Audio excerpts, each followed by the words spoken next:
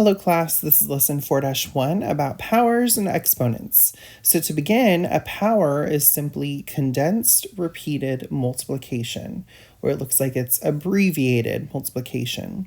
For instance, I can have 3 with this little 4, and this whole thing right here is called a power, okay? But other elements of it, the 3 would be called the base, and the 4 would be called the exponent.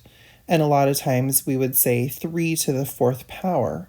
But really what this is telling us is 3 times 3 times 3 times 3.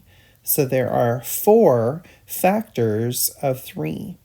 And so it's just the simplified form of this multiplication. So some terminology that we would use, if I see 3 with an exponent of 1, I would just say 3 to the 1st power. And that is probably how most of you would say it as well. If there's a little 2 for the exponent, I could say 3 to the 2nd power, or I could say 3 squared.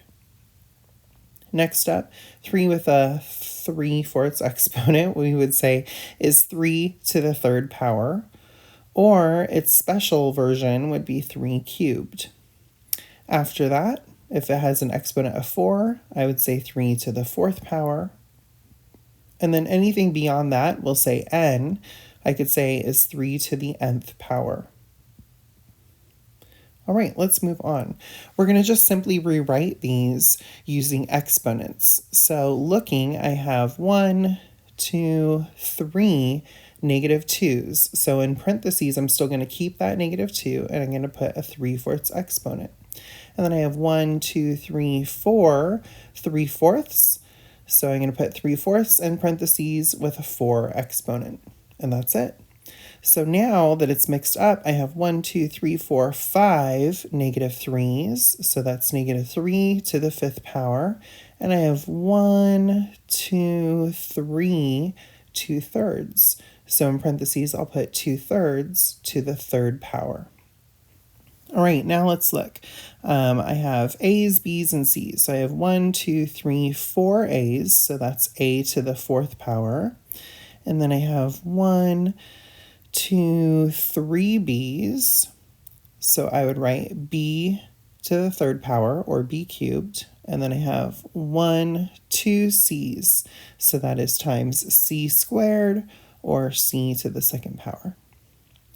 All right, now I want to just briefly discuss negatives and the importance of parentheses, because you may not know it, but parentheses truly do matter.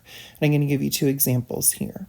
For instance, if I first wrote down inside of the parentheses negative 3 to the 4th power, or if I have negative 3 to the 4th power without parentheses, the first one is negative 3 times negative 3 times negative 3 times negative 3. That's going to be positive 81. But if it's without the parentheses, that really is saying that I'm going to multiply the 3's together and then add on the negative at the end. So parentheses matter, and so that's what we're going to look at right now. In parentheses, I have negative 2 cubed, so that's negative 2 times negative 2 times negative 2. Plus, I have 3.5 squared, so that's 3.5 times 3.5. Okay, negative times negative times negative is still a negative, that's negative 8, and 3.5 times 3.5 is 12.25. So now when I combine these, that really is 12.25 minus 8, which is 4.25.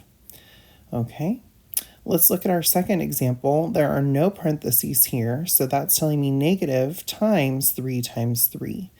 Plus 8 cubed is 8 times 8 times 8. So this is going to leave me with negative 9 plus 8 times 8 times 8, which is 512. So 512 minus 9 is going to leave me with 503 for my final answer. Okay. All right, let's move on now. We're going to evaluate a squared plus b to the 4th power if I know that a equals 3 and b equals 1/2. So let's go ahead and do some substitution. 3 squared plus 1/2 in parentheses to the 4th power. And I'm just going to expand this. So that's telling me 3 times 3 plus 1/2 times 1/2 times 1/2 times 1/2. So 3 times 3 is 9, and 1/2 times itself 4 times is 1/16, for a grand total of 9 and 1/16. Okay, our last problem here, let's evaluate d cubed plus, in parentheses, c squared minus 2 if c equals -4 and d equals 2/5. So let's do some substitution. In parentheses, 2/5 cubed plus, in parentheses again, -4 squared minus 2. So I'm going to just write this out. 2/5 times 2/5 times 2/5. And then inside of my parentheses, I have -4 times -4. And then I'm going to subtract 2. So 2 times 2 times 2 is 8. And 5 times 5 times 5 is 125. So I have a pretty small fraction. And then -4 times itself is 16. And I know that 16 minus 2 is 14. And then when I combine those, I'm left with 14 and 8 over 125. And that's it. So that's our lesson. I hope that it made sense, but please let me know if you have any questions when you come into class.